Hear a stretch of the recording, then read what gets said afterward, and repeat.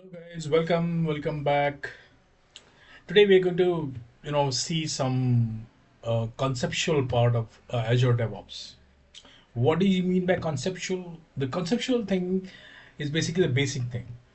When you create the Azure DevOps project, and most of the time what we do is we started working on pipelines and the codes and the kind of a development part, the release pipeline, build pipeline, those things. But the starting point is obviously to um, set up some rules and uh, the building block of Azure DevOps. So what is that, and what is what basically? So you know that Azure DevOps, it's a de facto for many development environments. And why it is de facto? Because it's easy to use.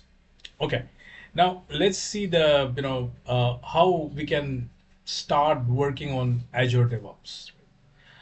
So when you log into the Azure DevOps, the first thing that you will see here, let me start with the default one. Okay, so I hope the screen is visible,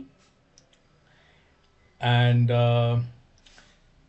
there are two projects here. By default, this project nothing will be there. When you start, nothing will be there. So you need to start with blank dashboard kind of thing. And this is the beautiful thing about the Azure DevOps, that it will give you the privilege or give you the rights to create whatever you want to create. No more guardrails or something. So we'll create the new projects. So when you create the new projects, it is something like you need to mention the you know name of the project. I would say Java development, and I will say I always see what's there in the advanced tab. So version control by default is a gate, and work item process. What is that work item process? What are the culture you want to follow? You want to follow agile culture, you want to follow basic CMM and Scrum culture. I mean, how do you manage your teams? Basically, that is something you can manage through this work item process. We'll see that. Not a big deal. Okay.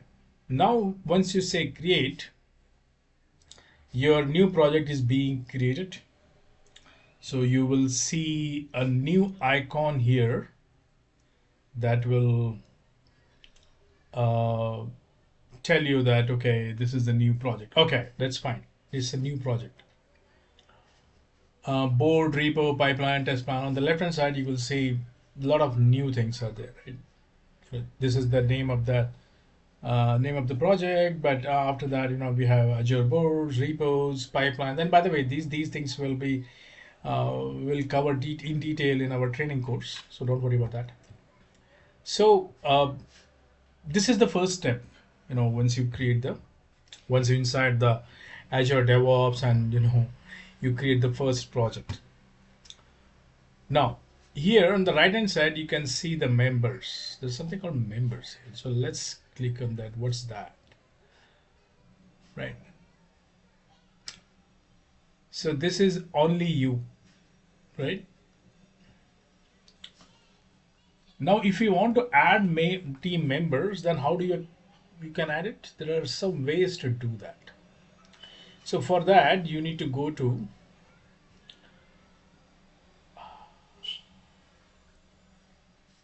on this settings. This is something where we are, um, and at the bottom of the left hand side you will see something called project settings. Very important part. Project settings. Once you are in the project settings, you will see the teams overview. First is the top is overview. That will tell you about your project and everything. Then there is a teams. You know, here you can add the team members. I want to add support team. Let's say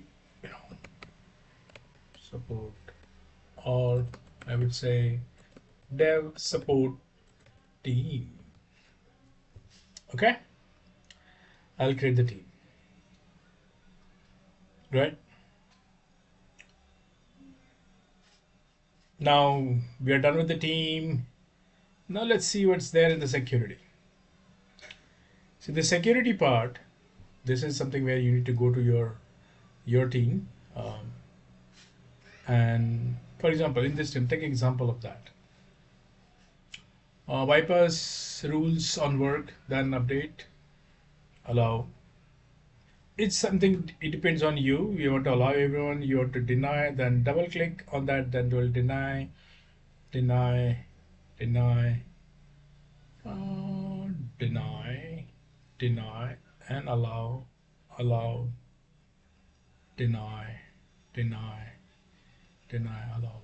So these things you can, you need to consult with your existing team members or the DevOps lead to, find out what kind of permission you are giving to your team. Many companies are very liberal, but some companies are very strict. Now, what to next?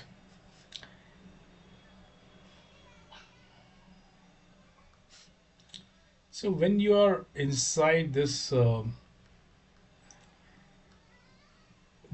by the way, this document I will share this document with you.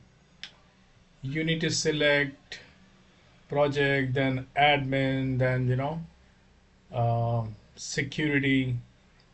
We are done with the security, right? Teams. We are done with the teams. How to create the teams, and then how to manage the security part of that. You can set those things here.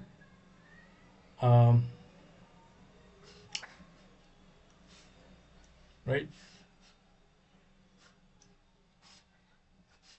Then go to the notification. By the way, this lab is only for how to set up the project, and what are the things which you need to know before you set the project. So number one thing, who is going to manage this thing? So admin, right? You need to give your team members a right so that they can manage the their roles basically. So security parts is very important, which you want to give more advanced level of security. So it's a team that you are giving this. They can manage everything. Then there is a member. Uh, you know, um, who is the member of this team? When admin DevOps is a top level guy who knows everything. You can do everything. And who are the members of that? So one is a contributor and one is a project valid users. So if you go to the contributor, right, there are two members here, and see these two members are you know contributor. Okay, now I want to add my user to one of the rule users. So when users, let's say Mike is a user, and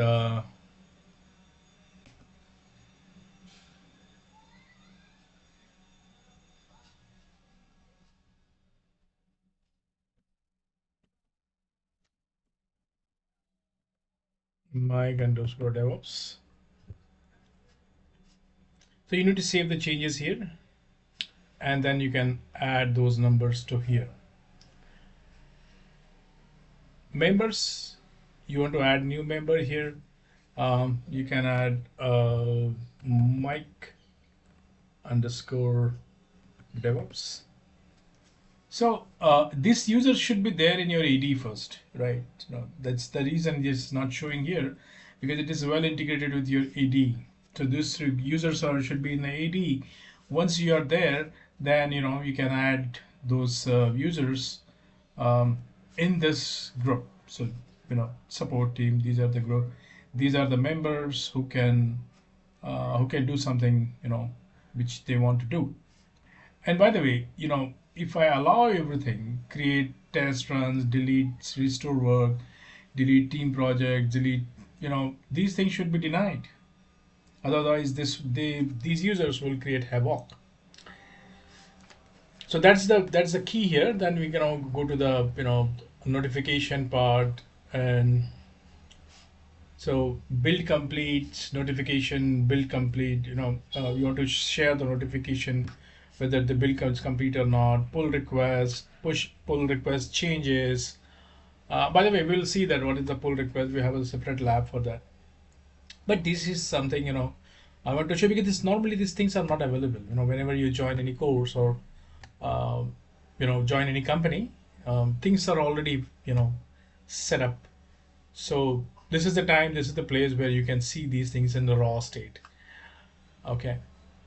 So pipeline run stage, waiting approval, manual validation, approval rating. So whether you want these things are, by the way, it's enabled thing. So notification, you want to say service hooks, very important part. Service hooks are very important to connect your data, Azure DevOps to third party like Databricks or Snowflake or something. So create the subscription. You need to create the subscription and then say um,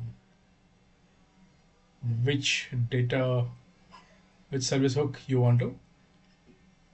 Azure Service Bus, Bamboo, Grafana, Slack, webhooks. You can click on the webhooks and click on that.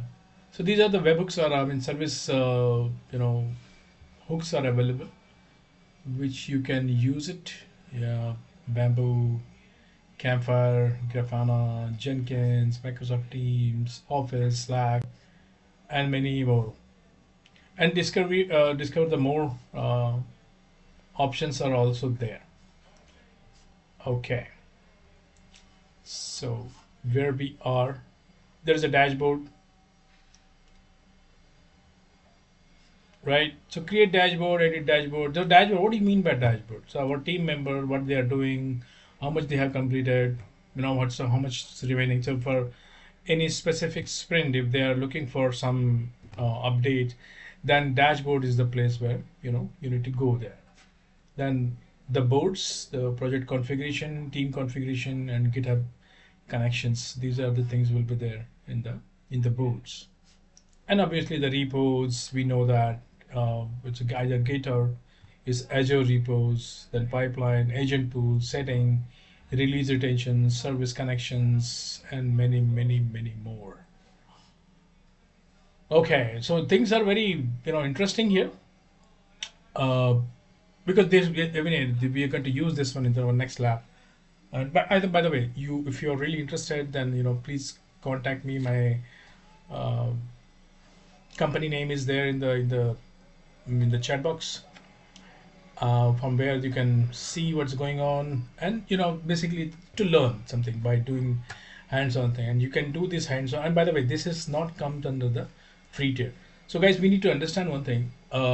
If you want to learn something and things are not in the free tier, but you have to learn. Uh, don't look at the only the free tier, then you will be master in Azure DevOps by doing the free tier. No, it is not possible. So you need to have any capstone project where we normally do the capstone projects, and this capstone project will provide you the the access, the pay as you go access, or we will pay for that one for that. But that comes under the training course. So we will pay for those capstone projects. You just need to finish those projects. We provide you all the access for that. Okay. So team configuration, GitHub connections, repos. If you go to the repos, these are the by default, it's a Git one because we selected Git. Then there is an agent pool. Very interesting thing. Agent is the place where these, you know, the recipe get boiled. So agent is a place from where the exact computing happens, right? So by default is default you can add parallel processing. Then you need to add more pools, more agents. More agents mean more computing power. Then this is the setting for the pipeline. Now, what do you mean by pipeline? Pipeline is just to connect the dots. In my opinion, it's to connect the dots from different services are connecting to each other. Days to keep the artifact, how long you want to keep the artifact, days to keep the runs, and days to keep pull request, number of recent runs. All these things comes under this settings. Then release retentions.